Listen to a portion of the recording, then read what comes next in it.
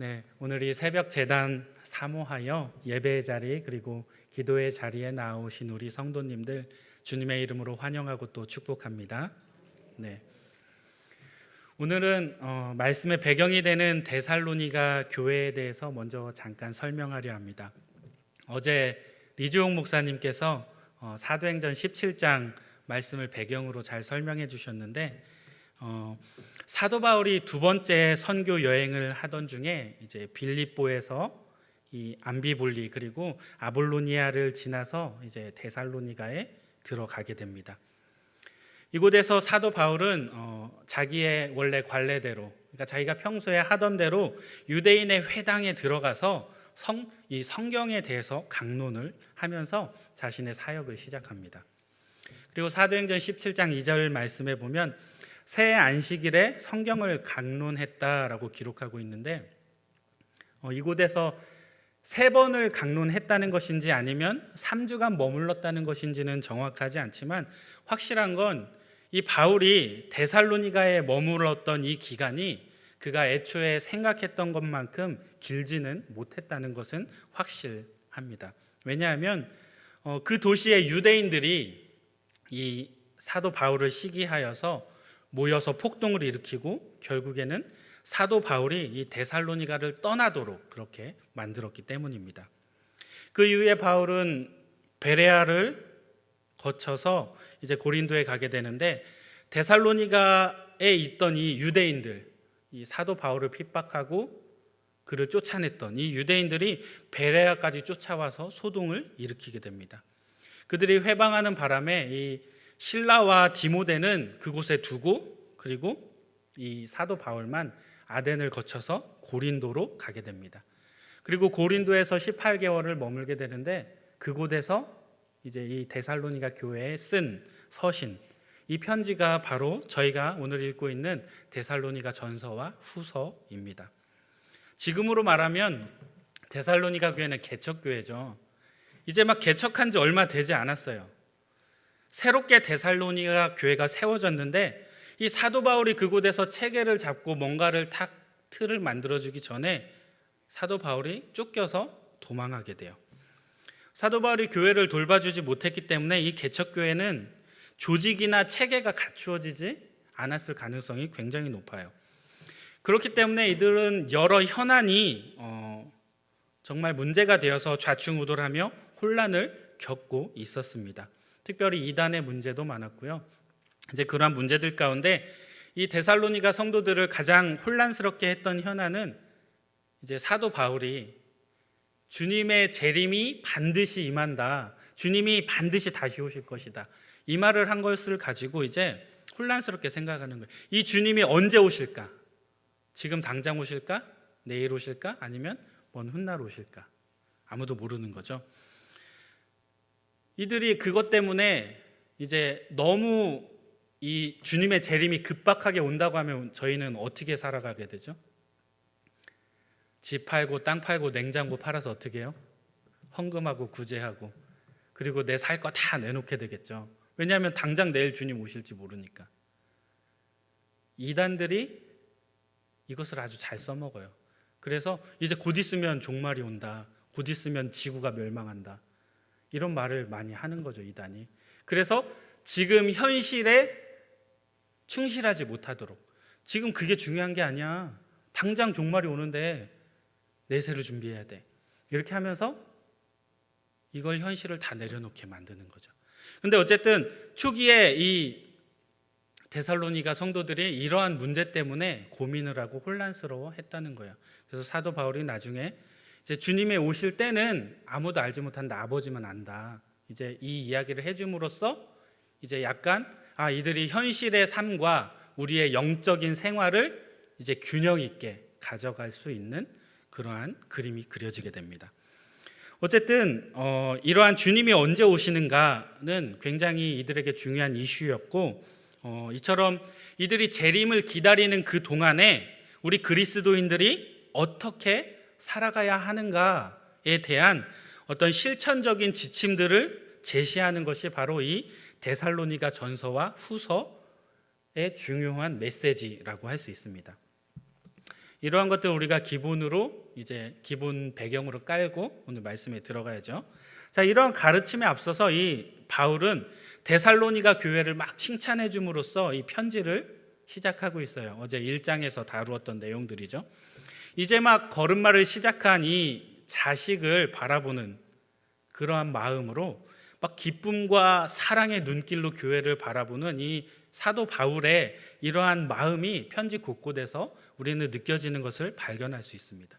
그런데 이 사도 바울이 데살로니가 교회를 바라봤던 그 눈길, 그리고 그 마음이 비단 이 데살로니가 교회뿐만 아니라 이 땅을 살아가는 저희를 향한, 그리스도인들을 향한 하나님의 아버지의 마음이 그러했을 것이다 라는 것을 우리가 다시 한번 생각하면서 하나님의 이 아버지의 사랑 안에 거하게 되는 이 귀한 새벽 되시기를 축복합니다. 네, 이제 오늘 본문으로 들어가 보면 저희가 읽은 2장에서부터 이제 이 고린도 교회에 보낸 편지의 진짜 본론이 시작됩니다. 다시 한번 우리 본문 2절 말씀과 4절 말씀을 함께 읽어보겠습니다. 우리 2절 먼저 읽을게요. 시작. 너희가 아는 바와 같이 우리가 먼저 빌립보에서 고난과 능욕을 당하였으나 우리 하나님을 힘입어 많은 싸움 중에 하나님의 복음을 너희에게 전하였노라. 우리 4절 함께 읽을게요. 시작.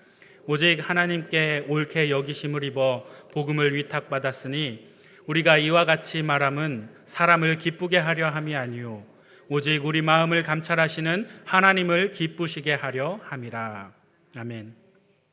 오늘 2절에서 말하는 것처럼 사도 바울은 자신이 이제 빌립보에서 먼저, 그러니까 데살로니가에 오기 전에 빌립보에서 먼저 고난과 능욕을 당하고 난 후에 내가 엄청 고생했던 가운데 이 데살로니가 교회에 왔고, 그리고 이 자신과 동역자들의 많은 반대에도 불구하고 이곳에서 하나님의 복음을 선포하고 그 사역을 감당했음을 이제 이 편지를 통해서 데살로니가 성도들이 알게 상기시켜 주고 있습니다. 사실 사도 바울이 사역하는 동안에 자신의 사도성에 대해서 수많은 공격을 받게 되었고, 그리고 이를 변론하기 위해서 아주 많은 시간과 에너지를 사도 바울은 쏟아내야 했습니다. 그래서 이 바울 서신 곳곳에서는 이 자신의 사도성에 대해서 변론하는 글들이 등장하게 되죠. 하지만 사도 바울이 그렇게 자신의 사도성을 변증하면서도 정말 그 가운데 자신이 내세우고 싶었던 것은 내가 사도로서 이런 권위가 있다라는 것이 아니라, 그런 권위가 아니라 사실은 자신이 아버지의 마음으로 복음을 전했고, 그리고 유모의 심정으로 조심스러운 마음으로 자녀를 대하듯이 이 교회를 돌보았다라는 것을 오늘 본문을 통해 이 사도 바울은 말하고 싶었던 것 같습니다. 이처럼 힘든 상황 속에서도 사도 바울은 자신이 희생하며 자신이 헌신하며 이러한 사역을 감당해 왔음을 오늘 본문 통해 분명히 선포하고 있는데요. 이 사도 바울이 이토록 힘든 사역을 감당했던 것은 그가 불순한 동기를 가지고 이 사역을 한 것이 아니라 어떤 나의 이익을 위해서, 내가 아니면 어떤 나의 영향력을 위해서 내가 이 복음을 전하고 사역을 감당한 게 아니라 오직 하나님을 기쁘시게 하기 위해서 내가 이 일을 감당했다라고 자신의 목적을 오늘 본문 4절에서 분명히 명백하게 밝히고 있는 것을 우리는 볼 수 있습니다. 사도 바울은 이러한 변증을 통해서 이 그리스도인들이 복음의 적대적인 이 세상 가운데 살아가면서 자신이 복음의 적대적인 유대인들 틈바구니 속에서 어떻게 사역했는지를 보여주면서 이 땅을 살아가는 오늘날 저와 여러분들도 이곳에서 어떻게 순전하고 참된 증인의 역할을 감당해야 하는지를 설명해 주고 있는 것이 오늘 본문의 말씀이라는 것입니다. 이러한 사도 바울의 자세는 십자가의 복음을 깨달은 성도들이 자신의 사역과 봉사의 현장에서 이 나타나야 할 열매, 즉 그들의 바른 마음가짐과 자세를 보여주는 아주 좋은 본보기라고 할 수 있습니다. 자, 그렇다면 오늘 말씀 통해서 우리가 사도 바울을 통해서 배워야 할 바른 자세는 무엇이 있을까요? 첫 번째는 오직 하나님만 기쁘시게 하라는 것입니다. 우리 한번 다 같이 따라해 볼까요? 오직 하나님만 기쁘시게 하라. 네. 사도 바울은 자기가 그리스도의 복음을 전하는 이 일을 위해서 하나님께 부름받았다라는 아주 분명한 소명과 확신을 가지고 있었습니다. 그랬기 때문에 그는 자신의 그 부르심에 합당하게 행동함으로써 오직 하나님만 기쁘시게 하고자 노력했습니다. 이러한 그의 열망, 하나님만 기쁘게 해드려야지, 내가 이것을 하면 하나님이 기뻐하실 거야 라고 하는 이러한 그의 열망은 사역의 현장에서 그가 자신의 이익을 추구하기보다 성결하고 거룩하게 구별되어진 자로서 자신의 마음을 지킬 수 있도록 하는 그 노력으로, 그리고 그 열매로 분명히 드러나고 있다는 것입니다. 우리 본문 9절 말씀을 함께 읽어보겠습니다. 9절 말씀입니다. 시작.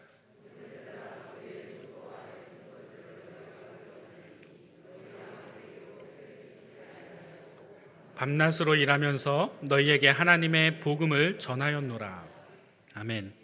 본문 말씀에서처럼 이 사도 바울은 사람들에게 폐를 끼치지 않으려고 밤낮으로 일하면서 스스로의 생활비를 충당하였고, 그가 결코 성도들을 통하여, 그리고 나의 동역자들을 통하여 자신의 사욕을 채우고자 하는 어떤 탐심의 탈을 쓰지 않았다는 것입니다.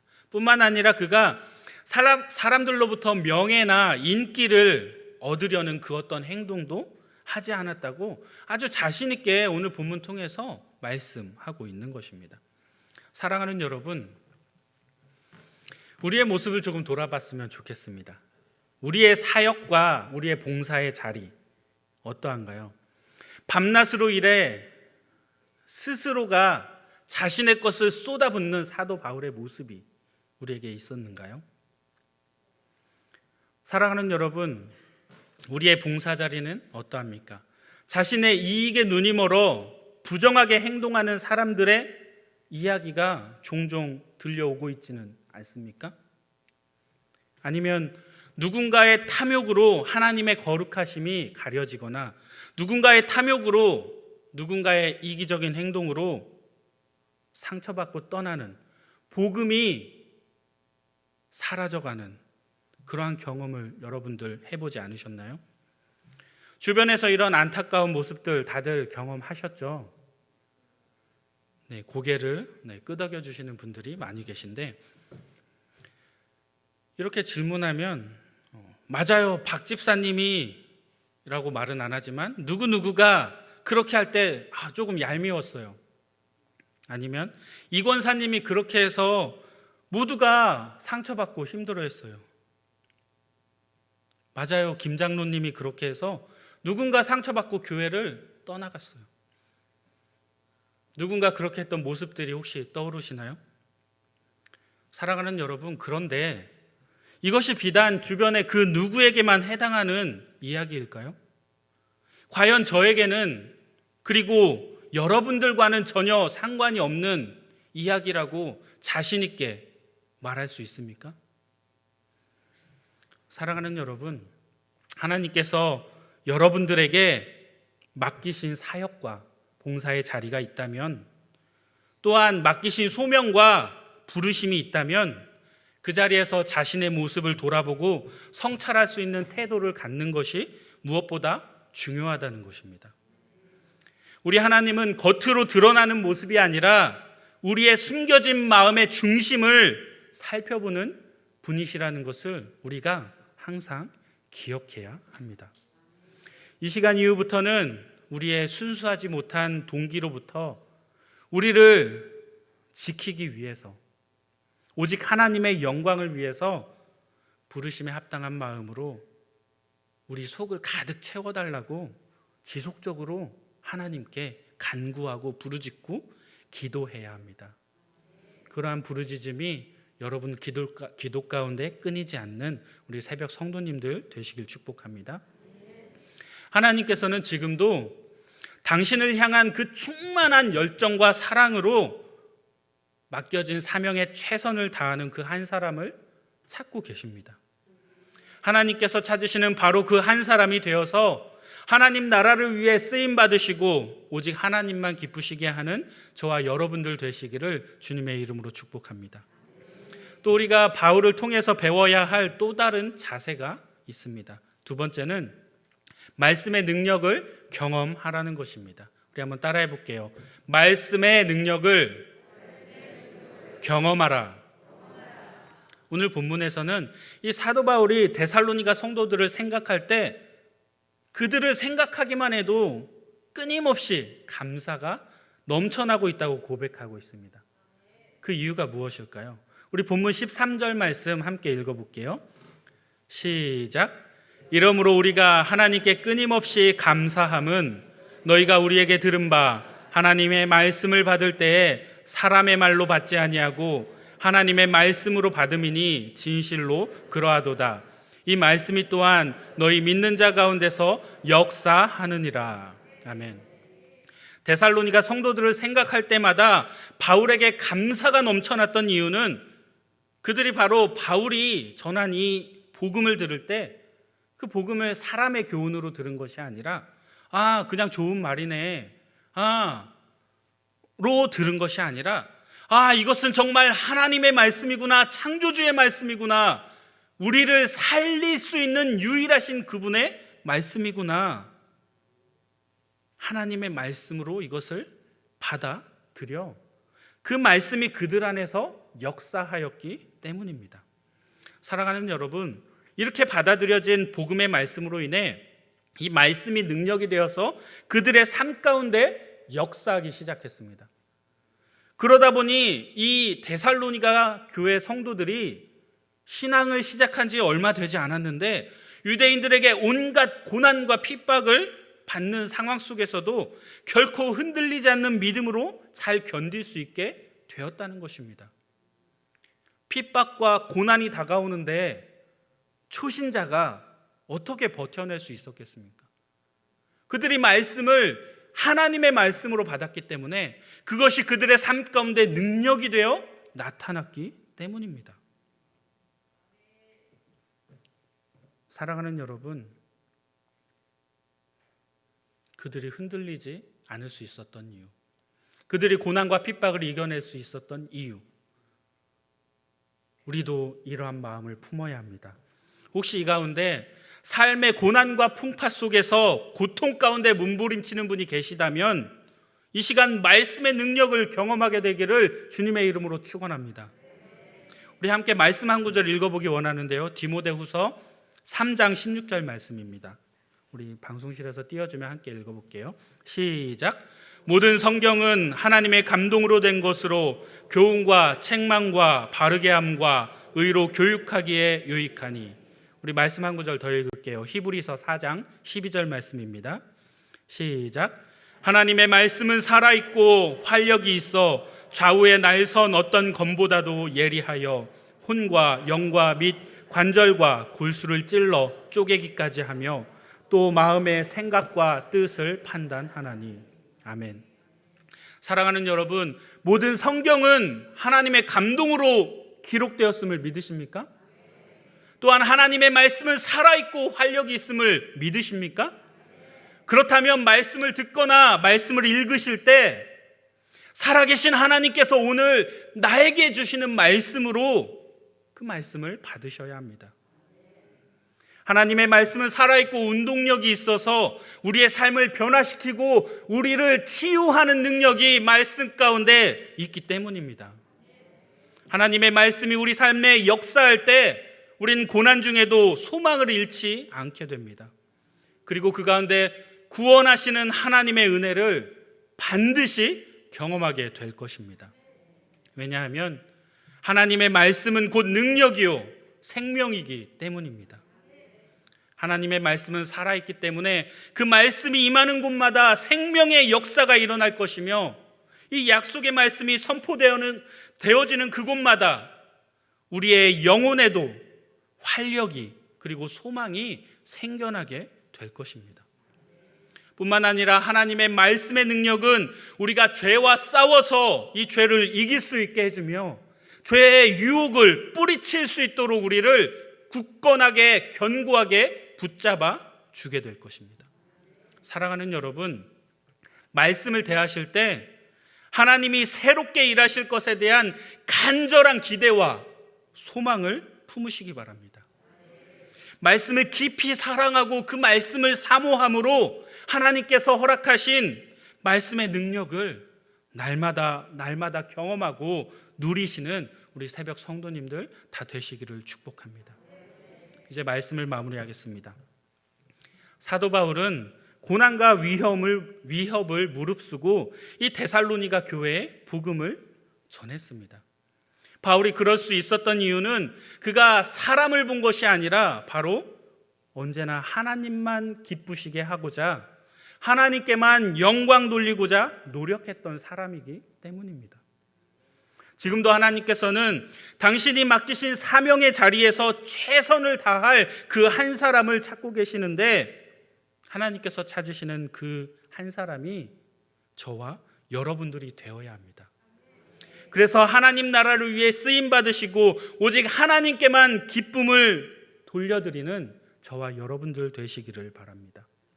또 데살로니가 교회 성도들은 바울이 전한 이 복음을 살아계신 하나님의 말씀으로 받아들였고 그 결과 말씀이 능력이 되어 그들 삶 가운데 나타났습니다.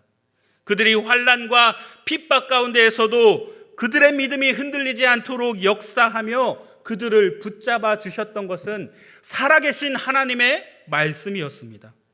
사랑하는 여러분, 우리 마음도 이 말씀 앞에 늘 겸손하며 이 말씀을 들을 때마다 우리의 영혼이 회복되어지고 우리에게 능력 주시는 하나님의 은혜를 누리되 말씀의 능력을 날마다 새롭게 경험하는 저와 여러분들이 될 수 있기를 주님의 이름으로 축원드립니다. 우리 이 시간 함께 기도했으면 좋겠는데요.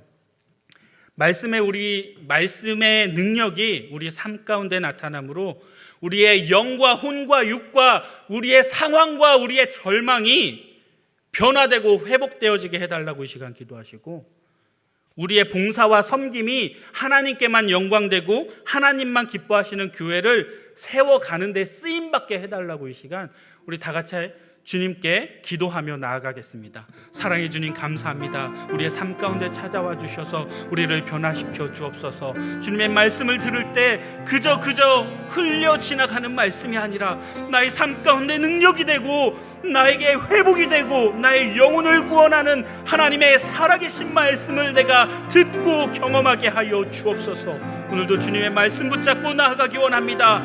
성령 하나님 말씀하실 때 그 말씀에 아멘으로 화답하며 순종하며 나아갈 수 있는 저희의 삶이 되게 하여 주옵소서. 주님, 우리의 섬김과 봉사의 자리가 사람 눈치 보는 자리가 아니라 나의 이익을 추구하는 자리가 아니라 나의 영향력을 넓히기 위한 자리가 아니라 나의 대인관계와 나의 즐거움을 위한 자리가 아니라 오직 하나님만 기뻐하시는 교회를 세워가는 자리가 되게 하여 주옵소서. 나를 통하여 역사하여 주시고 하나님의 나라를 세워 주옵소서.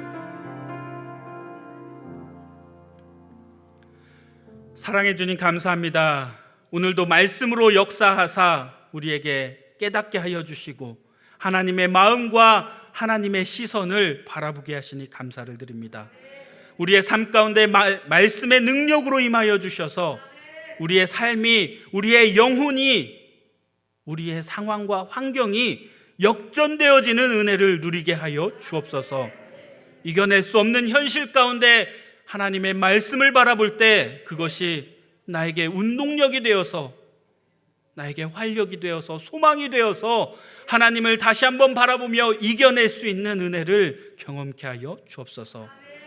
우리가 봉사의 자리, 섬김의 자리에 설 때마다 사람을 바라보는 것이 아니라 나의 이익을 생각하는 것이 아니라 나의 영향력이나 나의 즐거움을 생각하는 것이 아니라 오직 하나님만 생각하게 하여 주시고 오직 하나님만 기뻐하시는 교회를 세워가며 하나님께만 영광 올려드려 주님께 잘했다 칭찬받을 수 있는 우리 제자 광성교회 성도님들 되게 하여 주옵소서. 우리의 영을 새롭게 하여 주셔서 온전히 주님께 쓰임받으며 하나님의 나라를 일구어가는 주님의 일꾼으로 사용되게 하여 주옵소서. 언제나 저희와 함께하여 주실 줄 믿사오며 우리 주님 예수 그리스도의 이름으로 기도합니다. 아멘. 주여 주여 주여. 할렐루야. 사랑의 주님 오늘 우리 삶 가운데 찾아와 주시기 원합니다. 오늘도 주님의 말씀으로 임재하여 주셔서 우리의 삶을 변화시켜 주시기 원합니다. 주님, 우리를 붙잡아 주시고 우리를 일으켜 주시고 우리를 세워 주옵소서. 주님, 내가 할 수 있는 것 없사오니 겸손하게 주님의 말씀 앞에 서기 원합니다.